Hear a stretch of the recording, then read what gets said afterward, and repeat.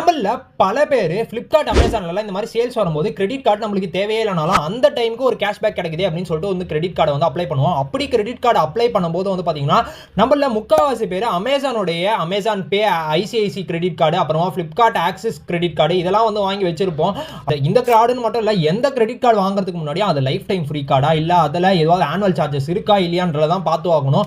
அமேசான்ல கொடுக்குற ICICI credit கார்டுக்கு வந்து பாத்தீங்கன்னா லைஃப் டைம் ஃப்ரீ கார்டு தான். இது இல்லாம அந்த கிரெடிட் கார்டு அப்ளை பண்ணும்போது ஒரு 1000 rupees கூப்பன் வந்து தராங்க, அமேசான் கூப்பனா. இதே Flipkart சைட் போனோம்னா Flipkartல வந்து தெளிவா மென்ஷன் பண்ணியே இருக்காங்க, இது ஃப்ரீ கார்டு கிடையாது, இதுக்கு வந்து பாத்தீங்கன்னா ஆனுவல் சார்ஜஸ் இருக்கு. ஒருவேளை நீங்க ஆனுவல் சார்ஜஸ் வே ஆஃப் பண்ணணும் அப்படின்னா 3,50,000 ரூபாய்க்கு மேல செலவு பண்ணணும்னா வே ஆஃப் வந்து ஆயிடும் அப்படின்ற மாதிரி சொல்லியிருக்காங்க. ஸோ இதெல்லாமே தெரிஞ்சுக்கிட்டு நீங்க முதல்ல கிரெடிட் கார்டை வந்து வாங்குங்க.